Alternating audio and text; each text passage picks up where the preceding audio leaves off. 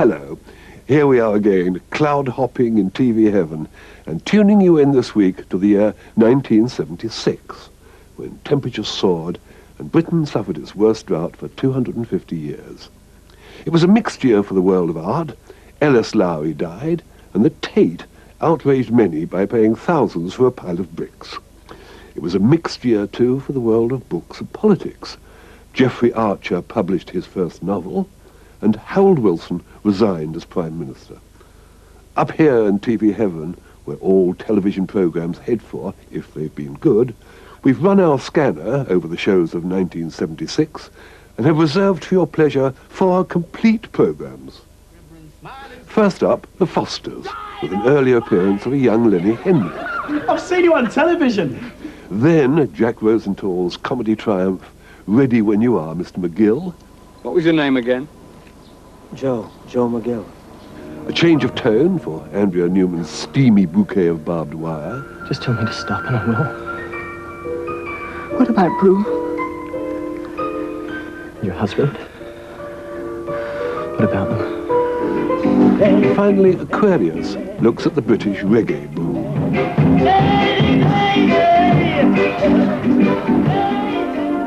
As usual, the whole programmes will be supplemented with our what we call opening shots. McDermott. Oh, that was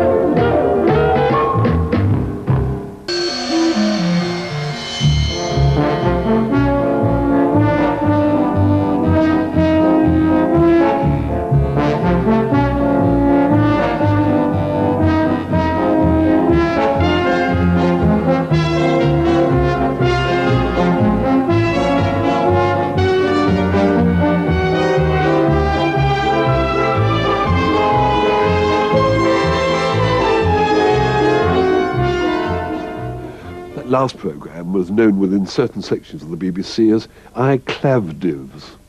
Here are some more TV highlights from 1976 in A Choice of Viewing. I had been at Greybridge for 2 weeks, and the dour, forbidding place had produced such misery in my soul and fear in my mind as I had never known in my whole life.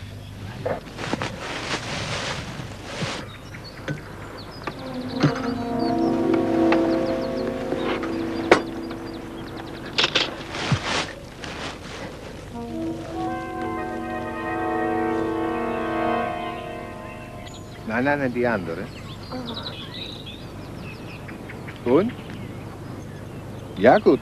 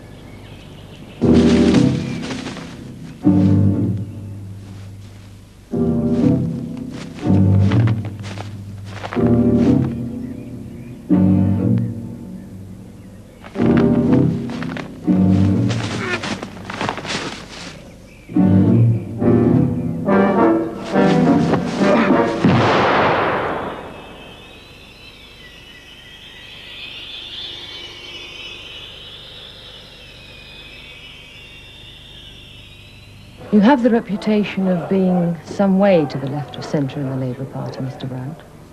How would you describe your politics? Couldn't you ask me something easier? How I'd describe my face or something? I'm a socialist, of the sort that Bernard Levin and his trail-blazing plaque would describe as reactionary. I actually believe in public ownership of the means of production, distribution, and exchange. I actually believe in workers' control over work, community control over the environment. I actually believe that the real wealth of any society is its people, all of them, not just the well-off, the educated, and the crafty, which I suppose makes me a Democrat too. Have you found much evidence that the electors of Lely see your fundamental approach to politics of relevance to their everyday cares and worries? I'm thinking particularly of inflation, food prices, the cost of living. Some, but elections, and particularly by-elections, critical to the government of the day, have more to do with the mobilization of support than with the education of the electorate. There is a difference. Is that an admission, then, that you found yourself having to tone down your left-wing views to make them more palatable? Those weren't the terms on which I accepted the party's nomination, and they're not the terms on which I'll take my seat in the House of Commons as MP for the Lely constituency. Do you think you'll win, then? Oh, the votes are there. It's our job to get them out, which has meant organising a bit of transport from outside the constituency. And did you ever hear of the Conservatives being short of cars at an election? Different class of people. The excellent Jack Shephard there in Bill Brand. We'll be seeing more of him after the break, and ready when you are, Mr. McGill.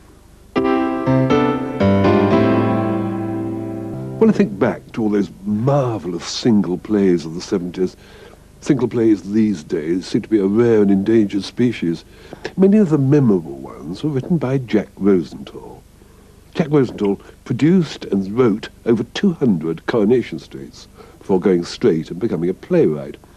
Remember the Knowledge was Nigel Hawthorne with a menthol inhaler stuck up each nostril, examining a dumbstruck would-be taxi driver, written by Jack Rosenthal, as was The Bar Mitzvah Boy, a clip of which you may have seen earlier tonight, and many others, The Evacuees, Spend, Spend, Spend, the story of Pool's winner Viv Nicholson, and our offering tonight, Ready When You Are, Mr. McGill. This is about a TV production team on location, and the lowly extra, Mr. McGill, who's been given a short but important sentence to say. The joy of the piece is the hilarious accuracy of it all, from the dog-tired, neurotic, freezing cold director, perfectly played by Jack Shephard, down to the sullen crew, unexciting actor and actress, half-completed Daily Telegraph crossword puzzle, and the weather.